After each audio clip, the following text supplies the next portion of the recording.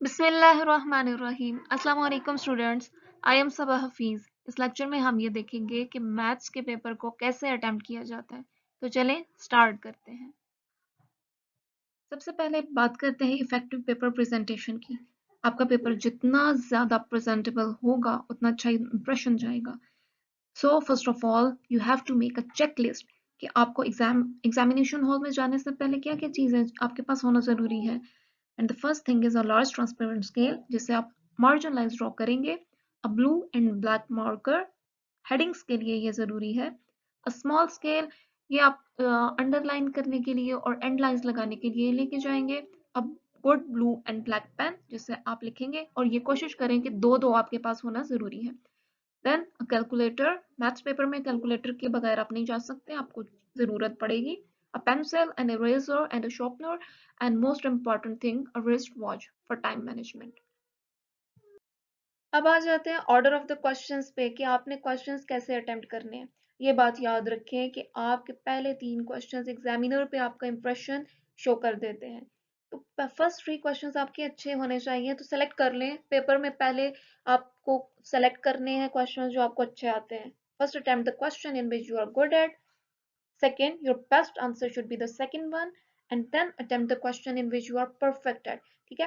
Third question आपका ऐसा होना चाहिए जिसमें कोई मिस्टेक का चांस ना हो. फर्स्ट 3 क्वेश्चंस के बाद आप उसके बाद कोई भी क्वेश्चंस अटेम्प्ट कर लें, लेकिन बाकी क्वेश्चंस में से एक ऐसा क्वेश्चन सेव कर लें जो आपको बहुत अच्छा आता है लास्ट के लिए, because your last attempted question should also be good one. Now you have to use these tricks cleverly for better paper attempt. Marks distribution of mathematics paper, you know that maths paper have 3 sections, section A, B and C. Section A में 20 MCQs होते हैं and the time duration is 20 minutes. ठीक है. Section B has 13 questions जिसमें से आपको 10 questions attempt करने होते हैं और total marks 50 होते हैं इसमें. ठीक है. अब 50 marks हैं, इसका मतलब है हर question के 5 marks हैं. सेक्शन सी में टोटल 4 क्वेश्चंस होते हैं, लेकिन ये याद रखें हर क्वेश्चन के 2 पार्ट्स होते हैं और उसमें से आपने 3 क्वेश्चंस को अटेम्प्ट करना होता है. अब 3 क्वेश्चंस अटेम्प्ट करने हैं, इसके मार्क्स 30 हैं, हर पार्ट के 5 मार्क्स हैं. ठीक है, so total is 30. Section B और सी के लिए 2 hours 40 minutes आपको गिवन होते हैं, यानी कि 160 मिनट्स. ठीक है, तो मैं आपको ये कहूंगी कि सेक्शन बी और सी के लिए आप 144 मिनट्स रखें अपने पास, यानी कि हर क्वेश्चन को आप 9 मिनट्स दें मैक्सिमम. ठीक है, तो ये मैं इनमें ये जो 3 क्वेश्चंस अटेम्प्ट करने हैं इनको मैं 6 कंसीडर कर रही हूँ, बिकॉज हर क्वेश्चन के 2 पार्ट्स हैं. ठीक है, तो आप 144 मिनट्स को यूटिलाइज करें सेक्शन बी और सी के लिए. 16 क्वेश्चंस के लिए मींस हर क्वेश्चन को मैक्सिमम 9 मिनट्स दें.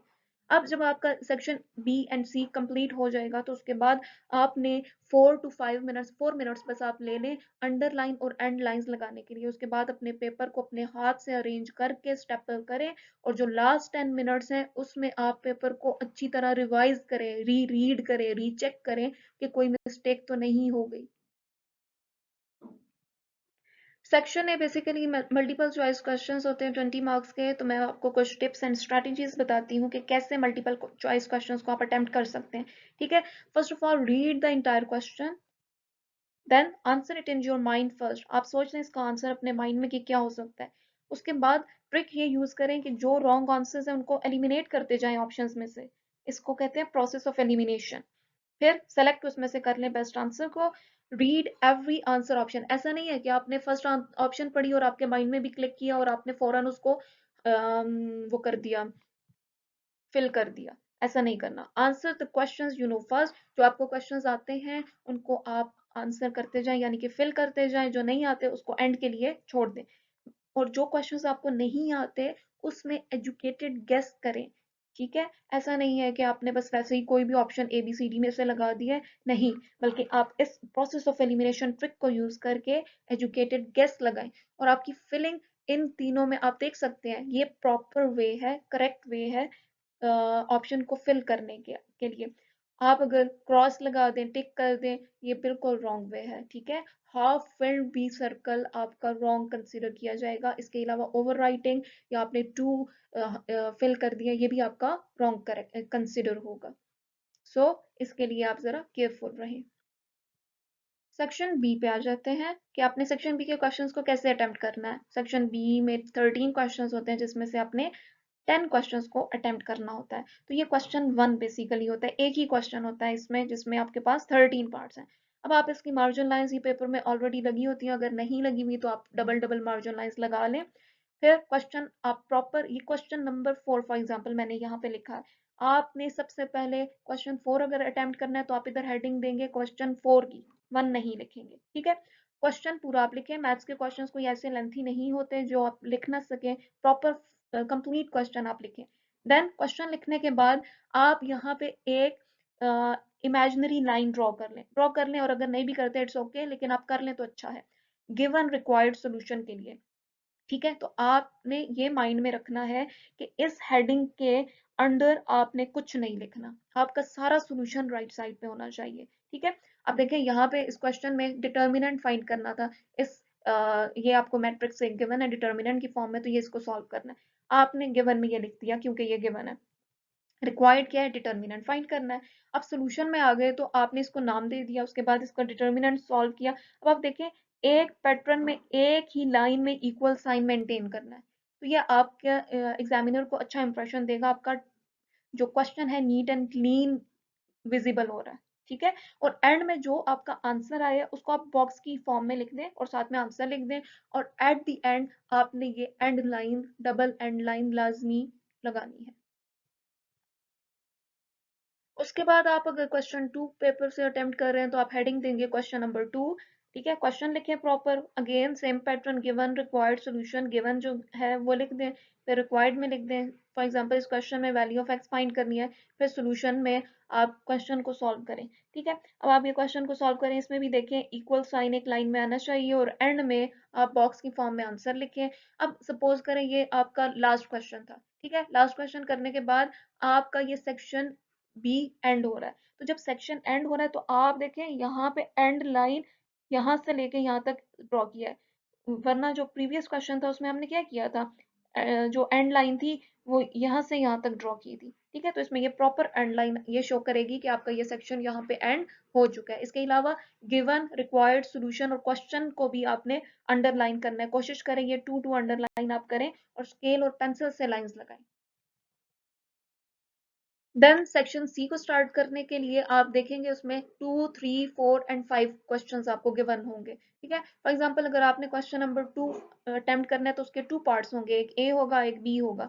अब क्वेश्चन नंबर 2, अब पार्ट ए आप मेंशन करेंगे, क्वेश्चन लिखेंगे, उसके बाद गिवन रिक्वायर्ड सॉल्यूशन पे आ जाएंगे, ठीक है। जैसे ये अब ग्राफ वाला क्वेश्चन है तो आपने एफ ऑफ एक्स गिवन था, ग्राफ ड्रॉ करना है तो ये रिक्वायर्ड में आ जाता है।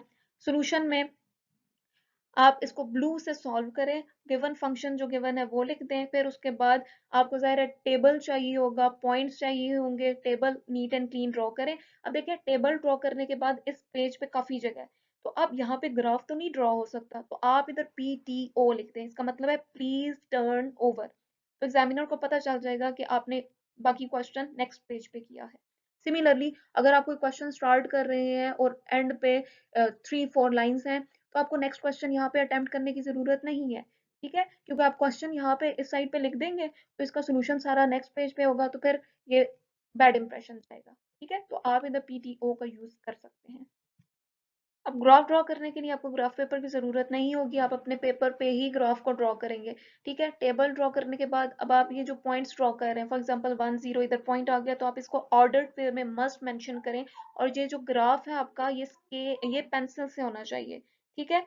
इसमें पॉइंट मेंशन कर दिया, देन 0 1 इधर इसको पॉइंट को ड्रॉ करने के बाद मेंशन कर दिया ये कौन सा पॉइंट है, -1 0, -2 -3 एंड 2 -3, ये आपने पॉइंट्स लगा दिए। अब इन पॉइंट्स को ज्वाइन किया तो ये आपके पास पैराबोला की शेप आ गई। आपने ये लिमिटेड पॉइंट्स लिए थे तो आप थोड़ा सा एक्सटेंड करके एरोज लगा दें ताकि ये पता चले ये मजीद ग्राफ एक्सटेंड हो सकता है। एक्स एक्सेस के लिए X X prime Y Y prime mention करना जरूरी है, और एंड में आप लिख दें कि ये किस फंक्शन का ग्राफ है, ठीक है। अगर आप ये सारे पॉइंट्स माइंड में रखेंगे तो एग्जामिनर आपका एक भी मार्क डिडक्ट नहीं कर सकता। क्वेश्चन एंड हो जाए उसके एंड में एंड लाइन लगा दें। अब आपने इस बात को भी माइंड में रखना है, क्वेश्चन जो आप अटेम्प्ट कर रहे हैं उसका ए और बी पार्ट साथ साथ ही अटेम्प्ट करना है। ऐसा नहीं होना चाहिए कि एक पार्ट स्टार्ट में किया और एंड में इसका बी पार्ट कर रहे हो, नहीं ऐसा नहीं है, अपने एग्जामिनर को टफ टाइम नहीं देना। क्वेश्चन नंबर 2 पार्ट बी, ये बी मेंशन कर दिया, यहाँ पे क्वेश्चन लिखें, again same pattern, given required solution, ये लाजमी आपने लिखना है। ठीक है, अब इसमें आपने सेम टेक्निक यूज करनी है, जो आप स्टेप्स कर रहे हैं उसको साथ साथ मेंशन करते जाएं, इक्वालिटी एक लाइन में मेंटेन करें। ठीक है, और जो आपकी हेडिंग्स हैं इनको प्रॉपर अंडरलाइन करना है। नेक्स्ट इसको एक लाइन में इक्वल साइन को मेंटेन करते हुए आप इसको सॉल्व करें, और आंसर जैसे ही आपका है उसको बॉक्स में लिख दें आंसर की फॉर्म में। ठीक है, और अगर आपका सेक्शन कंप्लीट हो चुका है तो उसमें आपने जो एंड लाइन लगानी है उसकी फॉर्म ऐसी होनी चाहिए। ठीक है,